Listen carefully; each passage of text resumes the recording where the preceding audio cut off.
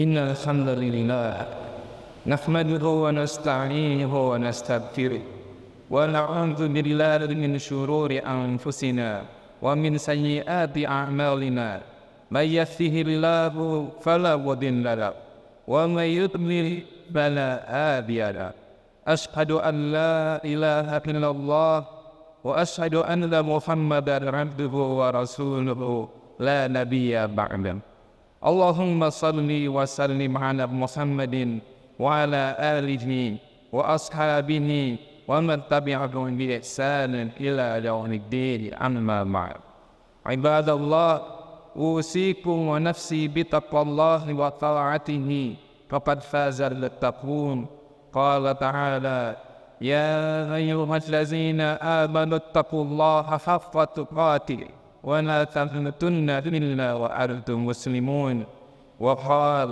يا أيها الذين آمنوا اتقوا الله وقولوا قولا سديدا يصلح لكم أعمالكم ويغفر لكم ذنوبكم ومن يطع الله ورسوله فقد فاز فوزا عظيما أما بعد. Jamaah sidang Jumat yang dirahmati Allah, puji dan syukur senantiasa kita panjatkan kehadirat Allah Subhanahu wa Ta'ala yang telah memberikan kepada kita berbagai karunia dan kenikmatan. Salawat dan salam semoga terkuraskan kepada baginda Nabi Muhammad sallallahu alaihi wasallam, juga kepada keluarganya, sahabatnya dan pengikutnya hingga akhir zaman. Khatib mewasiatkan kepada diri khatib dan kepada jamaah sekalian agar kita senantiasa menjaga dan meningkatkan ketakwaan kita kepada Allah Subhanahu wa Ta'ala, karena takwa adalah satu-satunya bekal yang bisa menyelamatkan kita di dunia dan akhirat, dan takwa adalah sebaik-baik perhiasan yang bisa kita kenakan di dunia. Jamaah sidang Jumat rahimakumullah, suatu kali Khalifah Umar bin Al-Khattab radhiyallahu anhu sedang berkumpul bersama para sahabat Nabi dalam sebuah ruangan yang luas. Lantas dia berkata kepada para sahabatnya, "Tamannau ibadallah." Kata Umar, "Ucapkanlah angan-angan kalian, wahai hamba-hamba Allah." Lalu salah seorang di antara mereka berkomentar, "Wahai Umar, aku berangan-angan jika ruangan ini dipenuhi oleh emas, lalu aku pun infakkan emas asli itu semuanya di jalan Allah Subhanahu wa Ta'ala." Lalu Umar berkata, "Berangan-anganlah kalian, seakan-akan apa yang tadi diungkapkan itu belum cukup."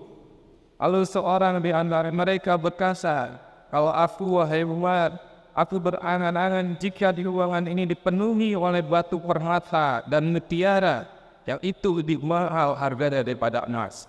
Lalu aku menginfakkan semuanya di jalan Allah Subhanahu wa Ta'ala." Lalu Umar berkata, "Berangan-anganlah, seakan-akan apa yang mereka katakan itu belum cukup." Lantas para sahabat berkata, "Wahai Umar, kami tidak tahu lagi apa yang harus kami katakan. Tidak ada lagi yang lebih mahal daripada itu."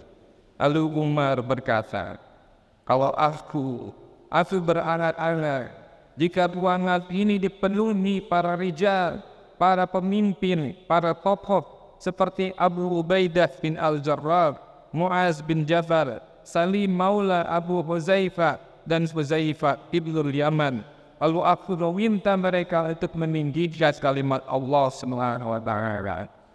Hadirin kaum muslimin rahimakumullah, Khalifah Umar telah mengingatkan kita akan pentingnya sumber daya manusia yang unggul. Kekayaan dan harta memang memiliki nilai yang sangat tinggi di tengah-tengah manusia, tetapi sumber daya manusia yang unggul jauh lebih berharga daripada harta dan kekayaan. Namun sangat disayangkan, kini muncul orang-orang dengan logika yang terbalik, yang menganggap bahwa harta dan kekayaan adalah yang lebih utama, bahwa pendidikan itu tujuannya adalah untuk mendapatkan kekayaan, yang mereka mengira dengan harta dan kekayaan mereka bisa membeli segalanya. Ini adalah kekeliruan yang fatal. Karena harta, kekayaan infrastruktur, teknologi dan yang lainnya, jika berada di tangan sumber daya yang lemah, tidak akan bisa mengubah nasib sebuah bangsa menjadi lebih baik. Justru hal itu akan menghancurkan mereka. Maka untuk mengukur sumber daya yang unggul, Al-Quran mengajarkan kepada kita agar kita jangan tertipu dengan penampilan fisik atau ungkapan verbal saja. Dalam surat Al-Munafiqin misalnya, ayat 4, Allah menjelaskan ciri-ciri orang munafiqin. A'udzubillahi minasyaitonir rajim. Wa idza ra'aitahum tu'jibuka ajsamuhum wa iyaqulu tasma' liqaulihim ka'annahum khushubun musannadah yahsabuna kulla sayhatin 'alaihim humul aduwwu fahzarhum qatalahumullahu anna yudfakun. Al-Quran menyebutkan dan orang-orang munafik itu, jika engkau melihat tubuh-tubuh mereka, jika engkau melihat jasad mereka, engkau akan kagum melihat betapa gagahnya mereka. Wa iyaqulu tasma' liqaulihim, kalau engkau mendengarkan perkataan mereka, maka seakan-akan mereka itu adalah orang yang cerdas dan berpendidikan. Tapi kata Allah Subhanahu wa taala, ka'annahum khushubun musannadah, mereka itu seakan-akan kayu yang tersandar. Mereka itu dari luar terlihat baik, tapi dalamnya hancur. Mereka seakan-akan kayu yang kuat ketika dia bersandar, namun ketika sandarannya hilang, kayu ini akan roboh. Maka Allah mengatakan, humul aduwwu fahdharhum qatalahumullahu anna yufakun. Mereka sebenarnya adalah musuh, maka waspadalah terhadap mereka. Allah akan membinasakan mereka, dan bagaimana mereka bisa dipalingkan dari kebenaran.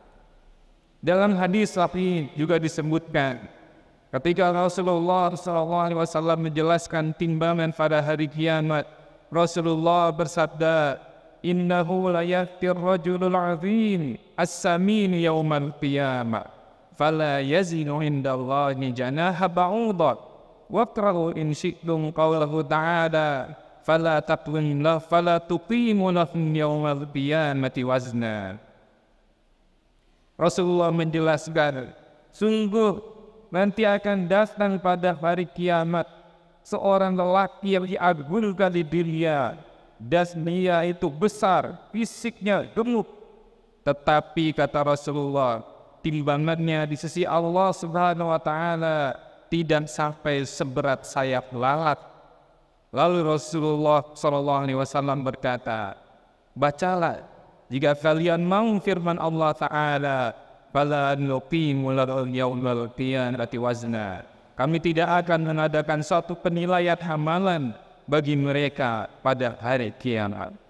Bisa jadi seorang kemudian dimuliakan, yang besarnya, kemudian dia dianggap sebagai manusia yang agung, tetapi dengan tiada ada keimanan di dalam dirinya, maka orang tersebut tidak ada timbangannya di sisi Allah Subhanahu wa taala. Maka Allah Subhanahu wa taala dalam Al-Quran menyebutkan bahwa generasi muslim yang unggul pasti kelak akan datang untuk menggantikan generasi yang lemah dan meninggalkan ajaran-ajaran Islam. Allah menyebutkan sifat-sifat yang melekat pada generasi yang unggul ini dalam surat Al-Maidah ayat 54. A'udzubillahi minasyaitonir rajim. Ya ayyuhalladzina amanu may yartadda minkum an dinihi fasawfa ya'tillahu biqaumin yuhibbuhum wa yuhibbunah adillatin 'alal mu'minin 'izzatin 'alal kafirin yujahiduna fi sabilillahi wa la yakhafuna lawmata la'im dzalika fadlullahi yu'tihi man yasha wallahu wasi'un 'alim. Wahai orang-orang yang beriman, siapa di antara kamu yang murtad dari agamanya, yang meninggalkan ajaran agamanya, yang meninggalkan ajaran Islam, maka kelak Allah akan menggantikan kamu, generasi yang lemah ini, dengan mendatangkan satu kaum, itu generasi-generasi yang unggul. Siapakah mereka? Mereka adalah orang-orang yuhibbuhum wa yuhibbunah, orang-orang yang dicintai oleh Allah Subhanahu wa taala, dan mereka mencintai Allah. Adillatin 'alal mu'minin, mereka adalah orang yang bersikap lemah lembut terhadap orang-orang yang mukmin. Wa 'izzatin 'alal kafirin, mereka bersikap tegas terhadap orang-orang yang kafir.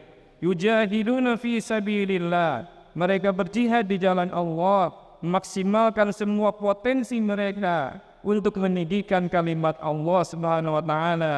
Wala yakhafuna laumata laim, mereka beramar ma'ruf nahi munkar dan tidak takut pada celaan orang-orang yang mencela.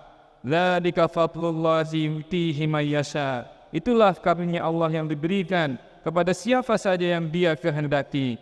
Wallahu wasi'un 'alim, dan Allah maha luas pemberiannya dan maha mengetahui. Hadirin kaum muslimin rahimakumullah, sumber daya manusia yang unggul tidak akan muncul dengan sendirinya.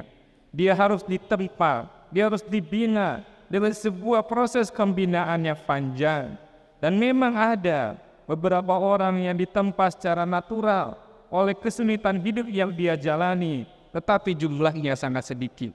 Rasulullah SAW saja menempa para sahabatnya setiap hari, siang dan malam hari. Dan Rasulullah setiap waktu memberikan perkataan, memberikan perbuatan, memberikan teladan kepada para sahabatnya, serta mendidik mereka dengan berbagai keadaan yang mereka hadapi, sehingga para sahabat menjadi khairu ummatin ukhrijat linnas, sebaik-baik umat yang dilahirkan untuk umat manusia, sebagaimana disebutkan dalam Al-Quran. Saat ini, pendidikan formal merupakan salah satu upaya kita untuk membangun sumber daya unggul, termasuk di sekolah-sekolah tinggi atau universitas. Sayangnya hanya 5% saja penduduk Indonesia yang mengenyam pendidikan tinggi, dan hanya setengah dari lulusan sekolah menengah yang bisa mengenyam pendidikan tinggi. Maka kesempatan kita mengenyam pendidikan tinggi ini tentu tidak boleh disia-siakan. Kita sebagai para pendidik, sebagai tenaga pendidik, dan para mahasiswa harus mampu mencetak diri kita dan generasi muda menjadi pribadi-pribadi unggul dan berkualitas. Unggul dan berkualitas di sini bukan hanya dalam soal nilai, bukan hanya dalam soal skor, bukan hanya dalam soal indikator-indikator yang lainnya, tetapi juga unggul dalam iman dan takwanya, sehingga dia bisa memiliki visi yang matang untuk dunia dan akhiratnya. Karena apa yang mau kita banggakan jika ada seorang mahasiswa melanjutkan sekolah ke luar negeri, namun ketika dia semakin jauh dari negaranya, semakin jauh untuk menuntut ilmu, semakin jauh juga dia dari agamanya. Atau ketika misalnya ada banyak mahasiswa yang berprestasi, tetapi justru mereka bersikap acuh tidak acuh terhadap kemungkaran, sehingga titip absen menyontek menjadi sebuah budaya. Joki tugas atau joki skripsi menjadi afirmatif dalam mengerjakan tugas. Perkataan dan perbuatan tidak senonoh dibiaskan atau bahkan dibela. Bahkan gelanggang olahraga yang seharusnya menjadi ajang sportivitas menjadi ajang adu dotos dan keberingasan. Kalau seperti ini, apa yang mau kita banggakan? Hadirin kaum muslimin rahimakumullah, diriwayatkan bahwa sebelum kaum muslimin terusir dari negeri Andalusia, kerajaan Aragon dan Castilla ketika itu yang memerangi umat Islam mengirimkan mata-mata untuk mengawasi keadaan kaum muslimin. Mata-mata itu berkeliling di negeri-negeri Andalus sampai dia bertemu dengan seorang anak muda yang sedang menangis. Ketika ditanya, "Kenapa engkau menangis?" Pemuda itu lalu menjawab bahwa saya menangis karena anak panah saya yang saya lepaskan meleset dari sasaran.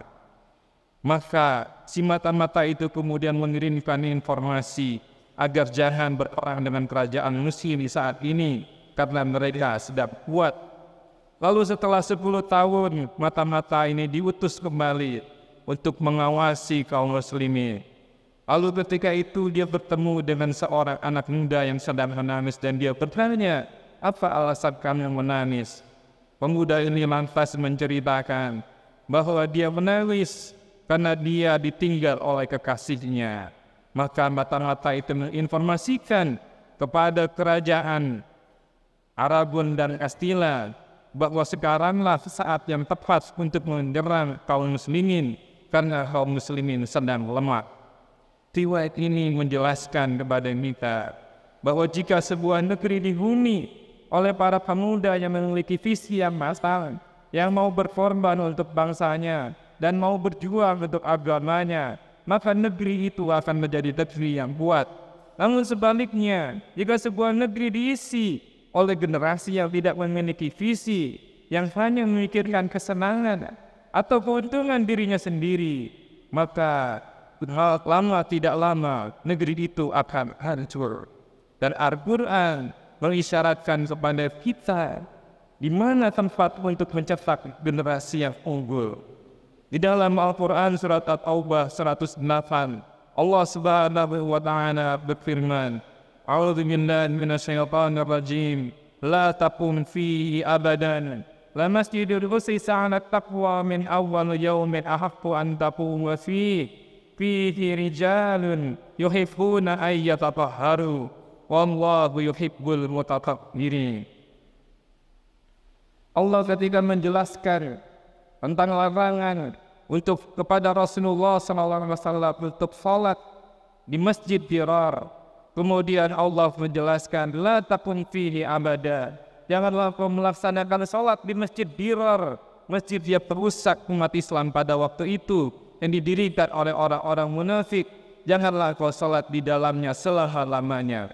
Kata Allah Subhanahu wa Ta'ala, la masjidun ussisa 'ala taqwa min awwal yaumin ahaqqu an taquma fihi. Sungguh masjid yang didirikan atas dasar takwa sejak hari pertama adalah lebih pantas engkau melaksanakan salat di dalamnya. Tempat untuk menempa generasi yang unggul adalah di masjid di antaranya. Kenapa di situ disebutkan masjid yang didirikan atas dasar ketakwaan kepada Allah Subhanahu wa Ta'ala? Situ disebutkan fihi rijalun, karena di dalam masjid itu ada rijal, ada tophof, ada orang-orang yang kuat. Yuhibbuna ayyatatahharu, mereka senantiasa membersihkan dirinya. Wallahu yuhibbul mutatahhirin, dan Allah menyukai orang-orang yang bersih. Masjid adalah tempat institusi, tempat bagi orang-orang yang ingin membersihkan dirinya dari berbagai kotoran dan dosa dan pemikiran-pemikiran jahiliyah, sehingga mereka menjadi pribadi-pribadi yang berpandangan jauh ke akhirat, sehingga ketika mengerjakan amalan mereka beramal dengan sebaik-baik amal, ahsanu amala. Di dalam ayat yang lain di surat An-Nur ayat 38 dan 39 juga dijelaskan, fi buyutin adinallahu an turfa wa yudhkara fiha ismuhu yusabbihu lahu fiha bil ghudwi wal asal rijalun la tulhihim tijaratu wa la bay'un an dzikrillahi wa iqamis salat wa ita'iz zakat yakhafuna yawman tatakallabu fihi al-qulubu wal absar liyajziyahumullahu ahsana ma 'amilu wa yazidahum min fadli wallahu yarzuqu man yasha'u bighairi hisab. Dan di rumah-rumah Allah itu di sana yang telah diperintahkan Allah untuk memuliakan dan menyebut namanya, di sana terdapat rijalun, di sana terdapat orang-orang yang bertasbih mensucikan namanya pada waktu pagi dan petang hari. Orang-orang yang tidak dilalaikan oleh perdagangan dan jual beli dari mengingat Allah dan melaksanakan sholat dan menunaikan zakat. Mereka takut kepada hari ketika hati penglihatan menjadi puncak pada hari kiamat, dan mereka melakukan itu agar Allah memberi balasan kepada mereka dengan balasan yang lebih baik daripada apa yang telah mereka kerjakan. Dan Dia, Allah Subhanahu wa Ta'ala, akan menambahkan karunia-Nya kepada mereka, dan Allah akan memberikan rezeki kepada siapa saja yang Dia kehendaki tanpa batas. Artinya di masjid ini terdapat orang-orang yang selalu berzikir kepada Allah Subhanahu wa taala, baik ini di pagi hari maupun petang hari. Orang-orang yang selalu mengingat Allah Subhanahu wa taala dan mendirikan salat meskipun dia di tengah-tengah kesibukan dia dalam mengurusi perdagangan dan urusan-urusan dunia yang lainnya. Mereka takut kepada Allah Subhanahu wa taala sehingga apa yang mereka lakukan selalu dalam kebaikan. Berdasarkan hal ini, maka pembinaan generasi yang unggul tidak boleh dipisahkan dari masjid. Maka mari kita hidupkan masjid kita, bukan hanya ketika sholat Jumat, tetapi ketika juga sholat 5 waktu. Selain itu, masjid juga harus dihidupkan dengan berbagai kegiatan-kegiatan pembinaan spiritual untuk generasi-generasi muda, serta kegiatan-kegiatan kemahasiswaan kita tidak boleh dijauhkan dari masjid. Tidak boleh ada kegiatan-kegiatan yang bertabrakan dengan waktu-waktu sholat. Tidak boleh ada kegiatan-kegiatan yang masih kemudian mahasiswa tidak diarahkan untuk sholat berjamaah di masjid. Mudah-mudahan dengan kita menjadikan universitas dan masjid di antaranya sebagai sarana pembinaan generasi yang unggul ini, akan lahir generasi-generasi yang unggul dari kampus kita tercinta. Amin amin ya rabbal alamin. Barakallahu li wa lakum fil Qur'anil azim wa nafa'ani wa iyyakum bima fihi minal ayati wa zikril hakim. Aqulu qawli hadza wa astaghfirullahal azim li wa lakum wa lisairil muslimina wal muslimat fastaghfiruhu innahu huwal ghafurur rahim.